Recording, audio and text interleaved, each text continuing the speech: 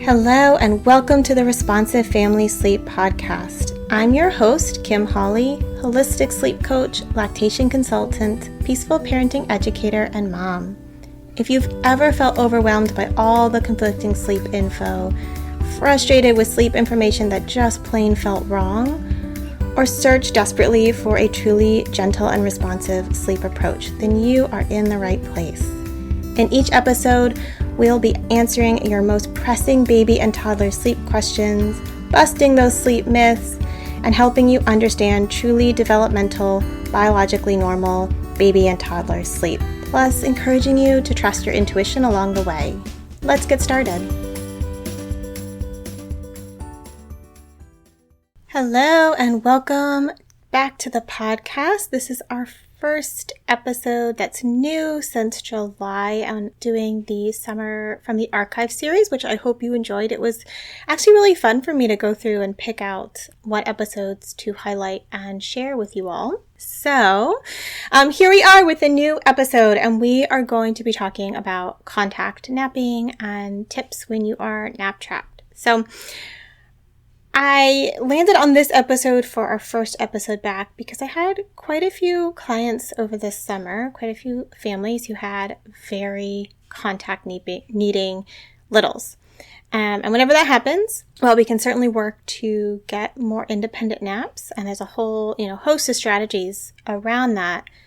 There's the flip side to that, right? Which is leaning into contact naps, supporting what your little needs, and making that work better for you. So that's where we're going to be today, which is talking about what to do when you're nap trapped, right? How do you make this time work for you? Now, I did a million, bagrillion, zillion contact naps with my kiddos when they were napping.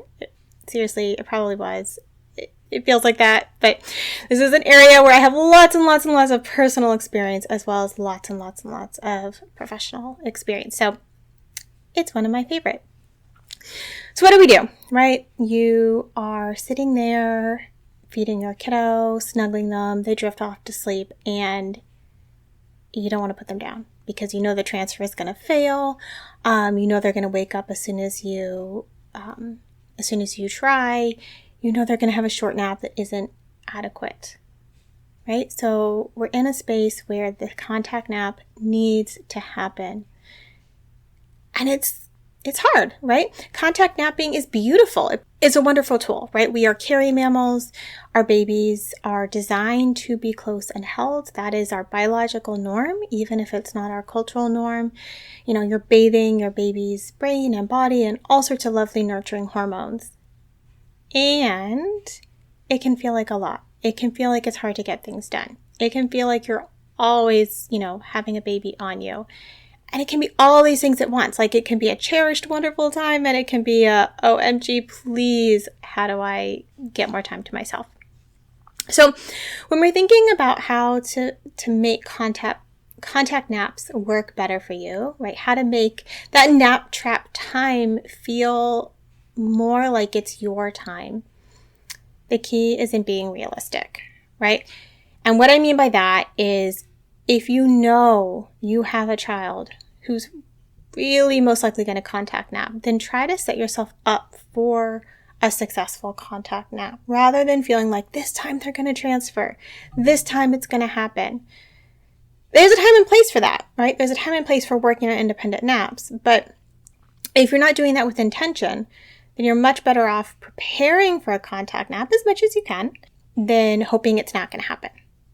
Now, obviously, sometimes our littles fall asleep on us, and we didn't think they were going to nap, and we're not prepared, and that is just the reality of being a parent, right? Like, been there. I'm sure you've been there as well.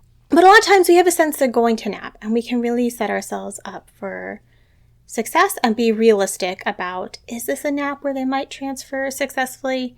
And if it's not, let's just own that. So what does that mean?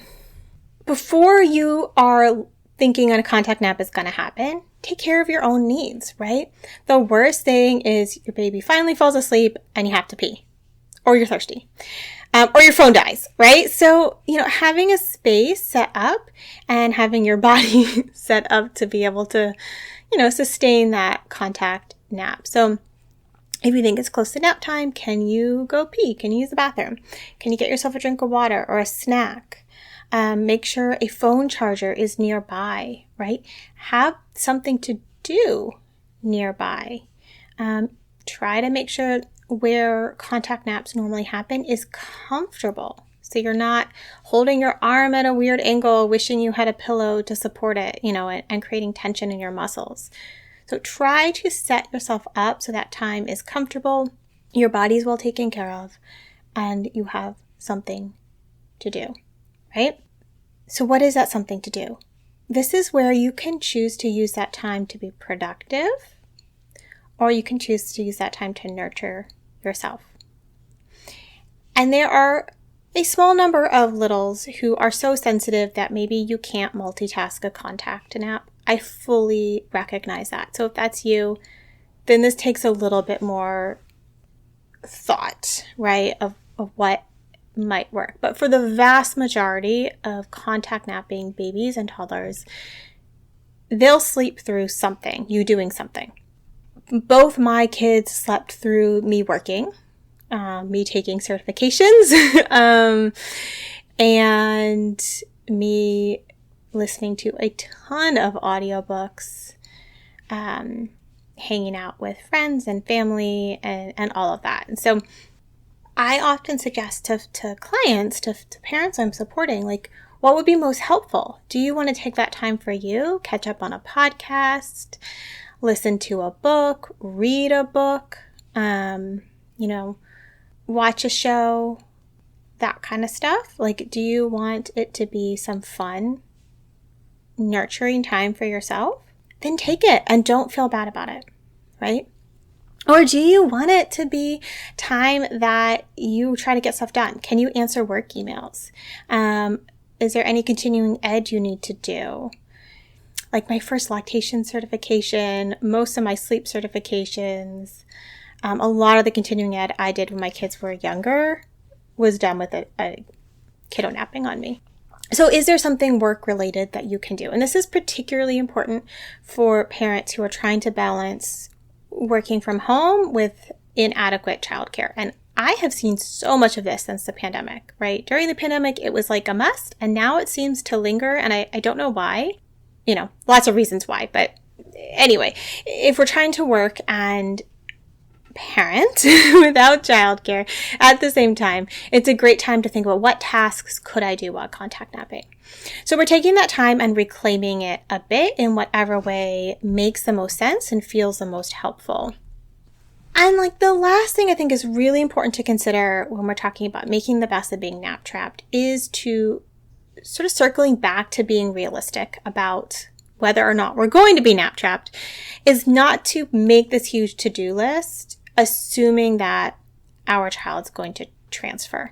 And I think this is more a piece for folks whose kids sometimes transfer and sometimes don't, versus the ones whose littles never transfer, right? Because then that's so unrealistic. It's like not necessarily on your radar in the same way as a little who sometimes transfers. So what I mean here is we tend to put everything off until sleep time a lot of times, right? Like that's your time to get stuff done or do stuff for yourself. And there's nothing inherently wrong with that. But if you have a little that won't consistently sleep without you, that puts a lot of pressure, right? If you're like, I have all these things that I put off for this time, and then you won't transfer, and then you feel resentful and frustrated and a lot of pressure and like you're a failure. Instead, try to think about that time as bonus time. If they transfer, great. If not, be set up to do something so you feel like you are, like I said, using that time productively, right? And what can you do with your kiddo around that you would have put off until they were asleep? Or when can you do it at a different time of day? Lots of things here, right? We don't think about doing chores and including our kiddos in them, or creating safe places so we can do some chores, or baby wearing with them along awake, or maybe you can get away with baby wearing and doing things while they're asleep, right? There's lots of creative ideas here, and they are, certainly not going to solve every situation, but they can shift what you can do when in a lot of ways that can make that nap time have less pressure on it, right? To have it be your time to get stuff done without your kiddo around. So lots of ideas here. Some will resonate, some won't. Some will feel like a good fit, some won't. But what I want you to do is think about ways to reclaim that time that you're nap trapped and set yourself up for more ease, more success, more using that time in a way that both nurtures your little's napping needs and also gives something to yourself. So we can have it kind of be a win-win, even when it maybe is or maybe isn't what you want that nap to look like. So I'd love to hear if you have any cool ways you have multitasked nap time. Find me on Instagram, send me a DM. I'd love to hear. Thank you for joining me today. I hope this episode left you feeling more informed, confident, and encouraged on your sleep journey. And just a reminder before you go that nothing in this episode is individualized to your specific sleep situation, nor is it to be taken as medical advice. Take what resonates, ignore what doesn't, and check with your healthcare provider about any medical concerns. Take a moment to subscribe to this podcast so that you'll never miss an episode. And take a moment to rate, review, or share an episode you love on social media. All of that helps parents just like you find me, this podcast, and this gentle and responsive sleep information. I'll see you next time.